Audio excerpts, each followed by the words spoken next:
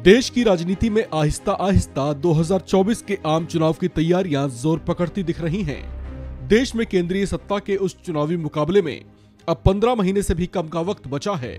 लिहाजा कहा जाने लगा है कि सत्तारूढ़ एनडीए के अलावा विपक्षी दलों ने भी बिखरी बिखरी ही सही लेकिन बीजेपी नाम की प्रचंड दीवार को ढहाने की मंशा से जुगत तेज कर दी है। इस दिशा में जहां राहुल गांधी दक्षिण से लेकर उत्तर भारत तक को अपनी भारत जोड़ो यात्रा से नाप रहे हैं, तो वहीं उनसे पहले नीतीश कुमार बारी बारी घूम घूम कर अलग अलग दलों के शीर्ष नेताओं से मुलाकातें कर चुके हैं।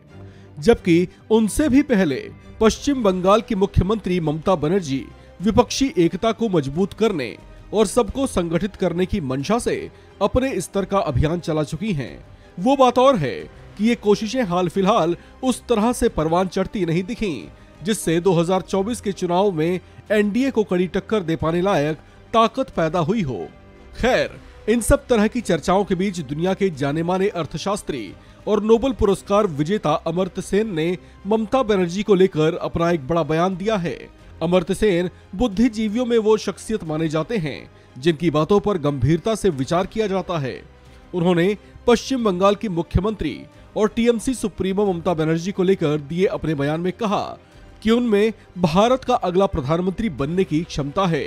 उन्होंने आगे कहा कि अगर देश में सत्तारूढ़ बीजेपी को 2024 के लोकसभा चुनाव में मात देनी है तो सभी विपक्षी दल ममता बनर्जी को पीएम कैंडिडेट के तौर पर प्रमोट कर सकते हैं। अमर्त्य सेन ने कहा कि ममता बनर्जी के पास प्रधानमंत्री बनने की क्षमता है, साथ ही उनमें क्षेत्रीय गुटबाजी को भी खत्म करने के साथ साथ नेतृत्व करने की भी क्षमता है। अमर्त्य सेन ने कहा कि बीजेपी ने भारत की समझ को सिर्फ हिंदू भारत और हिंदी भाषी भारत के रूप में संकुचित कर दिया है।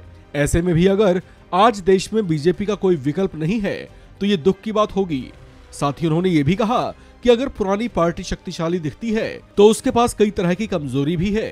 इन्हीं कमजोरियों को क्षेत्रीय दलों की तरफ से भुनाया जा सकता है। सेन ने कहा कि डीएमके के अलावा बनर्जी की टीएमसी भी निश्चित रूप से महत्वपूर्ण है। वहीं समाजवादी पार्टी का जिक्र करते हुए उन्होंने कहा कि उनके पास कुछ स्टैंड है, लेकिन क्या उसे बढ़ाया जा सकता है वे नहीं कह सकते। कांग्रेस को लेकर अमर्त्य सेन ने कहा कि हाल फिलहाल के दौर में कांग्रेस की स्थिति कमजोर है, लेकिन सबसे पुरानी पार्टी कांग्रेस ही पूरे देश को विजन दिखा सकती है। आपको बता दें कि अमर्त्य सेन की ओर से ये बयान ऐसे वक्त में आया है जब देश में आम चुनाव को अब महज 15 महीने से भी कम का वक्त बचा है। इस खबर में फिलहाल इतना ही। बाकी अपडेट्स के लिए बने रहिए वन इंडिया हिंदी के साथ।